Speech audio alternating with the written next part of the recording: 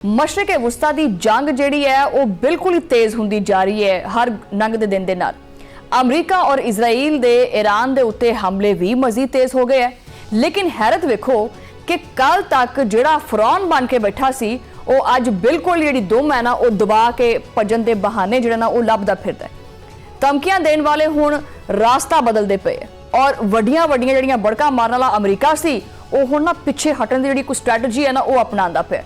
Donald Trump की इस जंग तो निकलन की नवी हिकमत अमली सामने आ गई है। वैसे तो इन्हें काफ़ी ज़्यादा हिकमत अमलियां बढ़ाइया ने, लेकिन एक होर सामने आ गई है।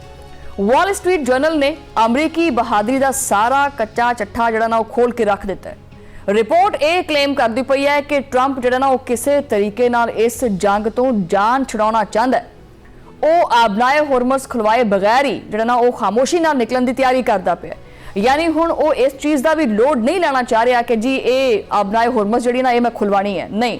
वो कहता ये भावें खुले ना खुले मैनू कड्डो तुसीं इत्थों। उन्होंने आपदी फौजी जी मुहिम है ना उन्होंने महदूद करने के उत्ते गौर शुरू कर दिता है। ट्रंप नूं लगदा है कि समझ आ गई है कि ईरान नूं काबू करना जिहड़ा ना ओहदे वस दा रोग नहीं हैगा।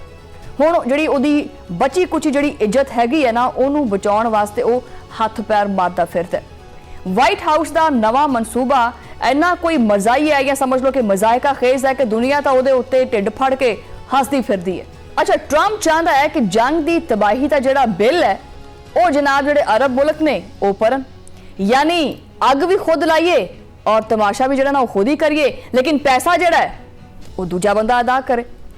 ये तो बुज़दिली दी वैसे इंतहा ही है। ये देखो कि ईरान के खिलाफ जंग हुण ट्रंप वास्ते एक बोझ बन चुकी है जिदा बोझ वो चुक नहीं पा रहा। उन्होंने आपदे मुशीरां नूं हुक्म दिता है कि ऑपरेशन नूं जिहड़ा ना वो बिल्कुल ही राह दे विच छड्ड के ते इत्थों भजो।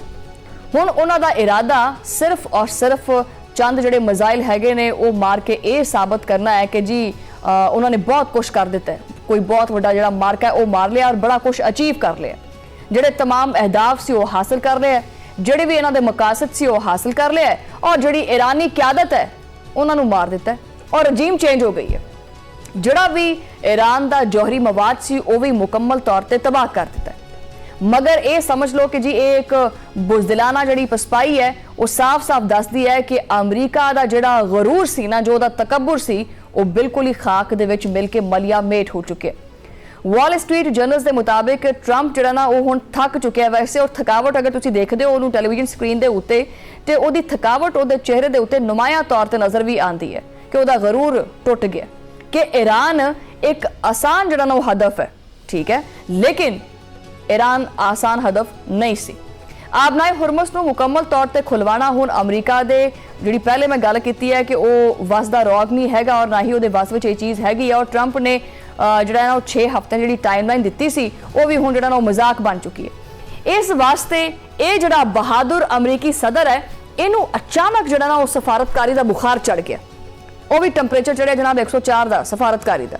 वो चाहता है कि फौजी कार्रवाई रोक दईए और दबाव वधा दईए, और अगर दबाव काम ना आया तो फिर दूजियां नूं असीं अगे अगे करिए तो आप पिछे पिछे हो जाइए। अमरीका हुण यूरोपी और खलीजी ममालिक नूं इस अग दे विच लैके जाना चाहता है। इजराइल और अमरीका का जिहड़ा ना वो ये फरोनी जिहड़ा तकब्बुर है ये सारी दुनिया ने देखा कि किद्दां ये खाक दे विच मिलिया। ईरान ने उन्होंने सारे जिहड़े नक्शे हैगे सी, जिन्ने भी मनसूबे सी, जो इरादे सी अमरीका दे, ठीक है, वो सारे दे सारे खत्म कर दिते। ईरान का मौकफ बड़ा सख्त है कि वाशिंगटन जिहड़ा ना उस चीज़ तो कंबदा पिया। ईरानी सदर ने वाज़ह किया है कि हुण वापसी का कोई भी राह नहीं हैगा, इत्थों नहीं बच के जा सकते तुसीं। उन्होंने साफ साफ आख्या है कि जी जंग अमरीका और इजराइल ने छेड़ी है, हुण छिड़ता असीं गए हैं, जे साडा कुछ नहीं बचिया तो रहन असीं तुहाडा भी नहीं देना। उन्हें आख्या कि जी इहदा अंजाम जिहड़ा है ना वो तेहरान जिहड़ा ना वो तय करेगा वही होएगा, उहदे उत्ते तेहरान की मर्जी चलेगी। और ईरान के उत्ते जिहड़ा ये दबाव पाते सी या ईरान नूं जिहड़ा ना धमकाउण की कोशिश करते सी, हुण ये उन्हां धमकियां दे विच आउण वाला नहीं हैगा। ईरानी क्यादत के जिहड़े भी बयानात ने उसे तुहाडे सामने हमेशा हर प्रोग्राम दे विच रखे है। ईरानी क्यादत ने दो टोक आख्या है कि फैसला साडियां शर्तां ते होगा, तुहाडीआं शर्तां ते नहीं होएगा। वो आपदी सलामती के उत्ते कोई भी सौदेबाजी जिहड़ी है वो नहीं करना चाहते। डोनाल्ड ट्रंप की बुज़दिली जिहड़ी है वो टकी छुपी नहीं रही हैगी। ਕੱਲ ਤੱਕ ਜਿਹੜਾ ਆਪਦੇ ਆਪ ਨੂੰ ਜਿਹੜਾ ਨਾ ਉਹ ਕਹਿੰਦਾ ਸੀ ਕਿ ਜੀ ਮੈਂ ਈਰਾਨ ਨੂੰ ਆਹ ਕਰ ਦਾਂਗਾ, ਮੈਂ ਉਹ ਕਰ ਦਾਂਗਾ, ਈਰਾਨ ਨੂੰ ਧਮਕੀਆਂ ਦਿੰਦਾ ਪਿਆ ਸੀ। ਅੱਜ ਉਹੀ ਮੁਲਕ ਜਿਹੜਾ ਹੈ, ਉਹੀ ਸਦਰ ਡੋਨਾਲਡ ਟਰੰਪ ਜਿਹੜਾ ਹੈ, ਉਹ ਈਰਾਨ ਕੋਲੋਂ ਡਰਦਾ ਪਿਆ। ਉਹਨੂੰ ਪਤਾ ਹੀ ਨਹੀਂ ਹੈਗਾ ਕਿ ਜੰਗ ਜਿਹੜੀ ਹੈ ਇੰਨੀ ਲੰਮੀ ਹੋਈ ਤਾਂ ਅਮਰੀਕਾ ਦਾ ਨਾਮੋ ਨਿਸ਼ਾਨ ਹੀ ਦੁਨੀਆ ਤੋਂ ਮਿਟ ਜਾਏਗਾ। ईरान के कोले सिर्फ और सिर्फ एक जरब लाने की जिहड़ी सलाहियत है ना वो मौजूद है, जिहदे बारे च अमरीका तसव्वुर भी नहीं कर सकता सी, ना कभी उन्हें सोचिया सी इस चीज़ के बारे च। ठीक है, ट्रंप हुण दरमियानी रास्ता नहीं बल्कि सिर्फ और सिर्फ आपदी जान बचाउण दा राह लभदा पिया। वो चाहते हैं कि कोई ऐसा फार्मूला उन्होंने मिले जिहदे नाल उहदी जिहड़ी है ना आ जिहड़ी नक जिहनूं कहंदे है ना पंजाबी च कहंदे हैं कि यार जो मर्जी साडे नाल हो जावे पर नक साडी रहनी चाहिदी है। सो जो डोनाल्ड ट्रंप की नक है ना वो कहता है कि भाई मेरी ये ना कट्टी जाए, लेकिन तेहरान ने मुज़ाकरात के जिहड़े सारे बूहे ने ना उन्हें ठक करके उहदे मूँह के उत्ते बंद कर दिते और नक डोनाल्ड ट्रंप की बूहे दे विच ले आंदी। ईरान का कहना है कि जी हुण तां खेल शुरू होया है, अभी तो पार्टी शुरू हुई है। इस पार्टी का की अंजाम निकलना है या की होना है, ये किहड़ा कट्टा कट्टी जिहड़ा निकलना सी वो कढ़ना, वो हसी कढ़ना है, तुसीं नहीं कढ़ना। अमरीका की जिहड़ी ये फरार की पॉलिसी हैगी है, ये भी मैं दस देवां कि कोई नवी नहीं हैगी कि जी हुणे इन्हें राह इख्तियार किया है। तारीख इस चीज़ की गवाह है कि वियतनाम होवे या अफगानिस्तान होवे, अमरीका जिथे भी गया है ना उत्थे तबाही तो उन्हें फैलाई है, लेकिन बाद उन्होंने बुज़लां की तरह भजना पिया। हुण ईरान के सामने भी वही जिहड़ी पुरानी तारीख है वो दोहराई जा रही है। अच्छा, ट्रंप ने सोचा सी कि वो ईरान नूं ना बड़ी आसानी नाल जिहड़ा ना वो झुका लेगा, उहदे गोडे जिहड़े ना वो टेक देगा, लेकिन फिर ईरान ने साबित किया कि वो इन्नी आसानी नाल जिहड़ा ना वो किसी दे भी थले आउण वास्ते जिहड़ा ना वो तैयार नहीं हैगी। हुण ट्रंप दे कोले सिर्फ एक ही राह बचिया हैगा कि वो खामोशी दे नाल पतली गली चों निकल जावे, लेकिन इहदे विचों निकलण वास्ते भी जारी गल है कि उन्हें कोई ना कोई बहाना चाहिए।